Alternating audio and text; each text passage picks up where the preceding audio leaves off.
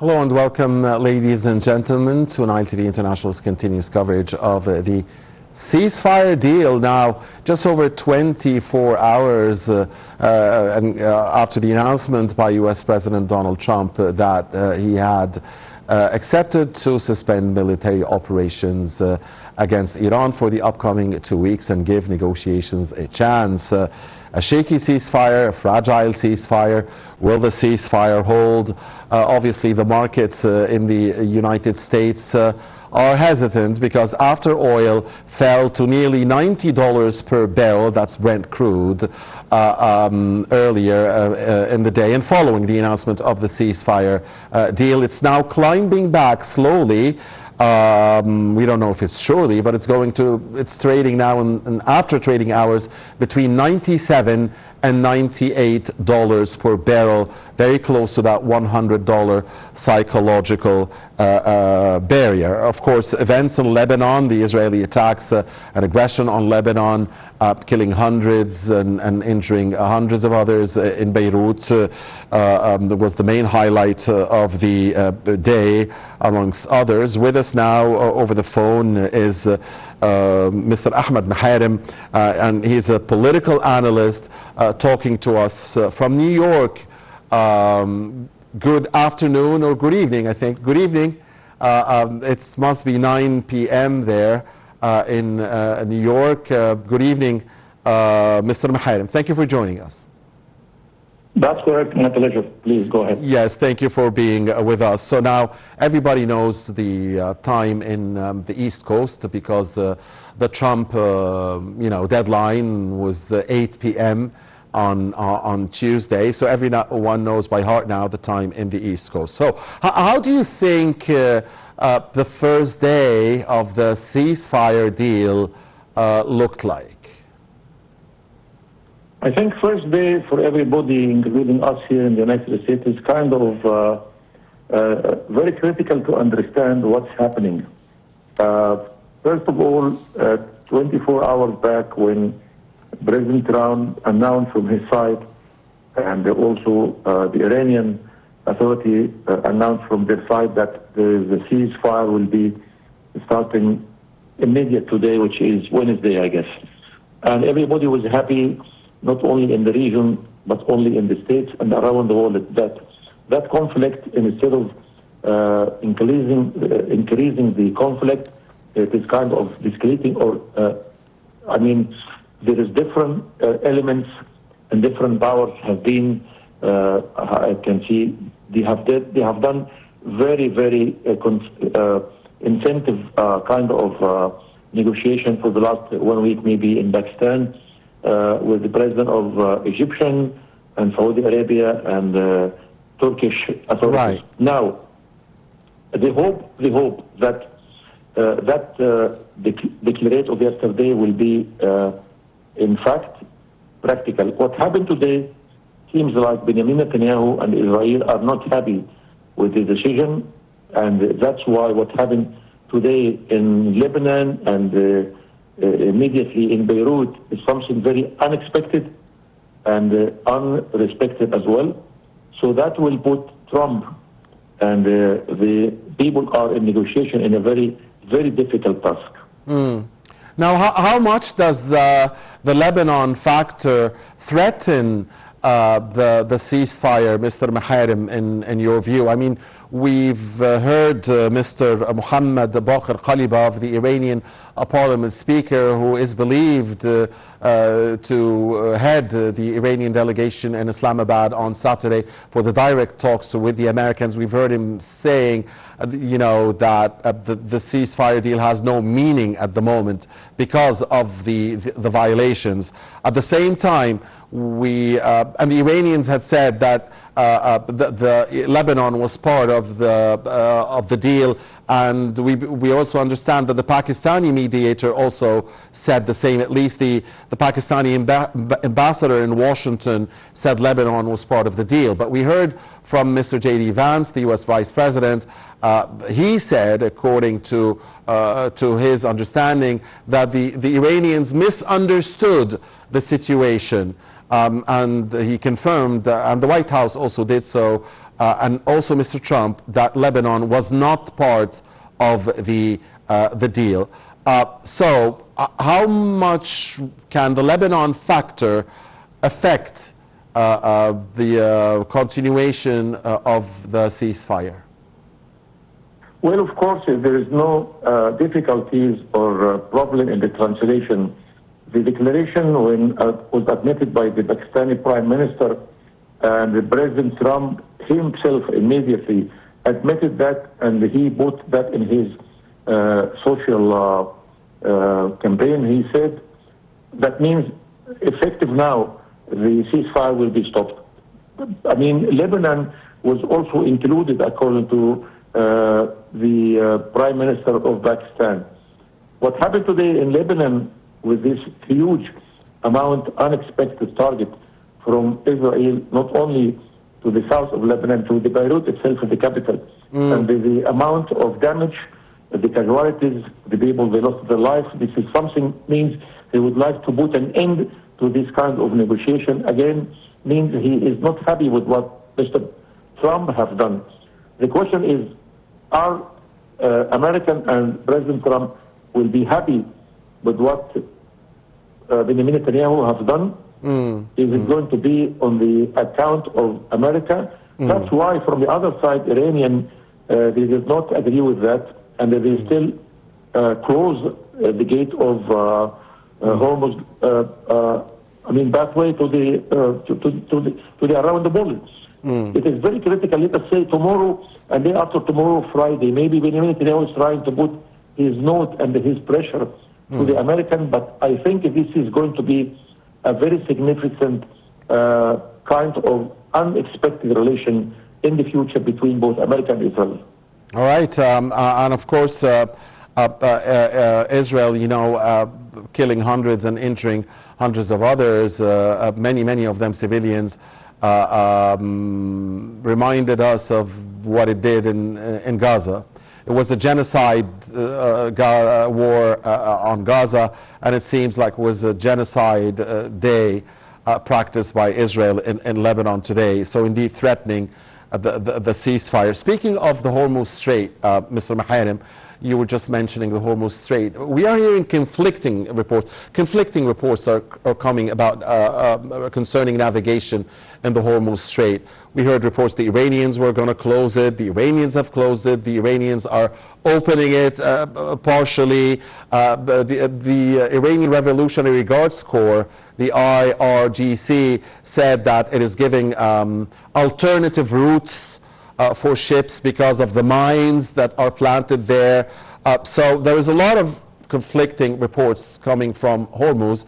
How will the Hormuz factor, which was not an element before the war, how will Hormuz play into the ceasefire as well? We understand that the Americans are warning the Iranians from messing around with Hormuz because otherwise they risk seeing this ceasefire broken. Well, who is going to blame Iranian when they start to close the gate, the Hormuz Strait, which is almost was open and is still open according to the criteria of Iranian authorities. Now, when the ceasefire was announced, the one who break the deal is Israel. So Israel now is putting not only America, is putting Iranian and the whole world in a very critical situation. And if somebody before used to blame Iranian also, instead of continue to achieve the deal of ceasefire, they start to give hard time again to their neighbors in the Gulf states, which is unexpected. But the escalation of the whole matter, if we find out who is responsible for that, who is going to put America and the whole world in a very difficult situation, is Israel. So now the question is, America are able to stop Israel of what their own target, which is too different from the American target? I hope that will happen. Yes. Of course, Lebanon and the Strait of Hormuz are two major elements in the ceasefire deal that could lead to hopefully a permanent and lasting deal that will bring about peace and stability to the region and bring growth and prosperity back to the global economy, as Hormuz is really affecting the global economy negatively, the closure of Hormuz, that is, in the past 38, 39 days or so. Now, there's also another element. The Iranians are skeptical, and they have said, even before the announcement of the ceasefire, that they have been burned twice from the American negotiators who tricked them, according to the Iranian story, and struck them in 2025 and then again in 2026 in the middle of negotiations. So they must be skeptical, especially that we heard U.S. President Donald Trump yesterday saying the 10 points that were laid out and proposed by Iran are good basis for negotiations, but we're hearing different things today from the White House, its spokesperson saying that Mr. Trump tore apart this paper and threw it in the garbage, and he's talking now about 10 other points. So the mistrust, how is this also going to influence the direct talks on Saturday in Islamabad? Well, unfortunately, there is no more trust between the both sides. For the last, June 25th and March, April 26th, America has lost their trust from the point of the Iranian because they promised something and they said something, but they will do something different. So if Iranians have lost their trust on the American, I think they have the right to say so. But now again, the position of America in front of the world globally and in front of their own local American citizen in the United States of America, something has to be considered in the near future, because this is not the theme of America as a global, as very interesting and very powerful country around the world. They used to have the trust and respect from the whole world. Now, it seems like America is alone, because they have done a lot to assist or to help Israel in different missions, while the American citizens, they said, we are the taxpayers and we are paying huge amount of money in order to put American in a very difficult situation. Israel has different interests now from what the American people are looking for in the future. Right. So let's pose a question here. We're not being pessimistic or anything, but just trying to get ready for any potential scenario. Let's assume, Mr. Maharem, that in 2 weeks' time, the two sides who have different interpretations for what the points agreed upon were, different interpretations for whether Lebanon was included in the deal, whether different interpretations surely about uranium enrichment, different interpretations about Hormuz Strait, different interpretations about everything. So let's assume that the two sides do not reach a deal in 2 weeks. The bad scenario, do you think, you live in the States, right, Mr. Maharem? Yes. Do you think Mr. Trump, who already is suffering from a very low approval rating, the lowest of any U.S. president in recent memory, including Joe Biden, do you think that he would be ready to go back to war again and to hit energy infrastructure and kill a civilization and get people back to the Stone Age and commit what some are warning even from within the states would be war crimes? Do you think he could do that? I think we don't we don't know, we don't like to see that happen, but unfortunately, the scenario of yesterday and today of Israel to do what they are supposed to be, not to be done, and it happen, that means could be the scenario was discussed before, but it sounds like there is no hope, and I think President Trump is still under different pressure from different sides, internally and overseas. That seems like most probably after those 2 weeks of consideration that the war will start again. Israel will never dream with such an environment to achieve their target.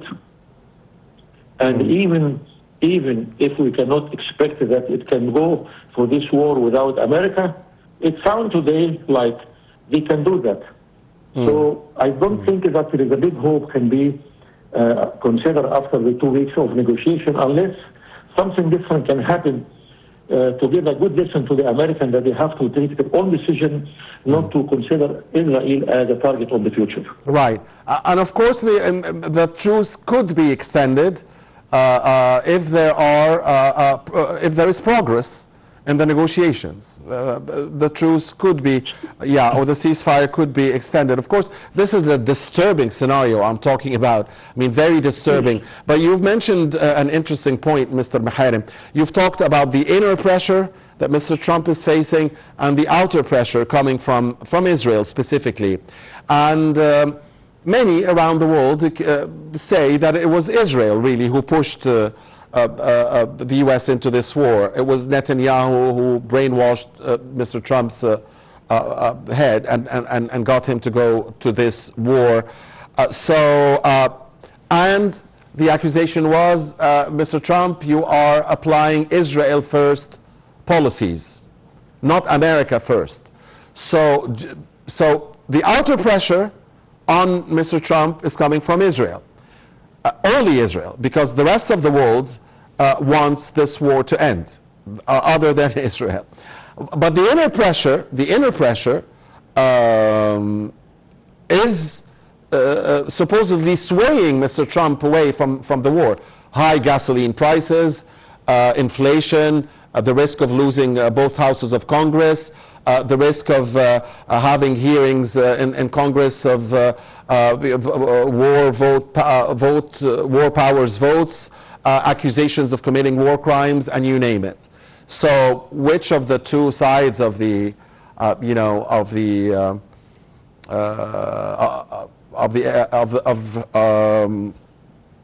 equation you think is going to prevail in the end? Well, I think we cannot expect exactly what will be happening, because inside the United States there is huge pressure on President Trump administration, and most probably the people are very close to him politically, and even on the Ministry of Defense, of Ministry of War, are giving him advice that what lead him to accept the negotiation and to agree on that 10 points of Iranian. But now, nobody can expect or to consider to what extent the pressure of the Israeli lobby inside the United States of America, how big influence to the President Trump in order to go straight for the negotiation in order to achieve peace in the area, or to go ahead in order to achieve the dream of Benjamin Netanyahu, even in the cost of the American people and American citizens and American future as well, unfortunately. It's very ironic, because Mr. Trump himself has said it more than once that the American people want the military to go back home. I mean, he said it clearly. So he knows that the American public opinion wants this war to end, wants America's involvement to end. But what you're alluding to is that you think, despite that, Mr. Trump will help in achieving the dreams of the war crime suspect who was wanted by the ICC for genocide in Gaza, rather than listening to his people? Well, there is a huge cost for the last 2 weeks. The military equipment and the financial support was really an average of $2 billion in a daytime by 40 days, that means that the economy of America and the American citizens are paying that from their own pocket. That's a huge amount of pressure to Mr. Trump. And till now, we don't know exactly how big the cost or the casualty it happened, not only in the equipment and the personnel, which is usually up to now the height to inform the American citizen what happened. But the casualty is more than what expected. So I think he is still under big amount of pressure. Hope that will help him to get the right decision, that his decision, it could be America itself, not to be led by Israel, unfortunately. Right. Both the Americans, final point here, both the Americans and the Iranians are claiming victory. But do you see any winner in this war, Mr. Maharem? Well, simply, if we say, if the Iranians are announcing the victory, they have achieved actually, and they have the right to say that they already win the situation. But again, from the other side, we cannot forget that the hardest decision was taken by President Trump to avoid the scenario, the very sad scenario is expected to happen. And in order to come back to wisdom and to say, let us go for negotiation and to agree of the 10 points of the Iranian, I think this is another kind of win, I can say. If Mr. Trump is looking for his own victory and win, let us say, win-win situation, both Iranian, they succeed to struggle all these 40 days. America did not succeed in the war, but Iran also did not fail. So finally, to be honest, I can say the victory can be divided between both. Iranians have already achieved victory, and then President Trump, to come to the side of the wisdom, is also have to share the part of his own dream of being a successful person, and he achieved something positive. So I guess ending with a positive note here, with an optimistic note, that it was, according to many experts, and I want to get your opinion, Mr. Maharem, on this. According to many observers, both the Americans and the Iranians were very keen on, this ceasefire. They were very keen. They are very keen on ending the war. They are very keen on getting a deal. They've both been hurt. They've both suffered pain, and they both want to progress. Right? I mean, do you agree with that theory? I do agree. That's a good statement to say that we can share the public opinion of all citizens between America and the Iranian, that both sides, we have to thank them for reaching this deal, and hope that it will continue to be on the positive side. Yes, and hope that the only party of this war that doesn't want the war to end and that wants to fight forever, we hope that they will come to their senses or be held accountable by the international community. We hope so, yes. All right. Thank you very much, Mr. Ahmed Maharem, the political analyst, talking to us from New York. Dear viewers, that's all for now. Thank you for watching, and please stay with Nile TV.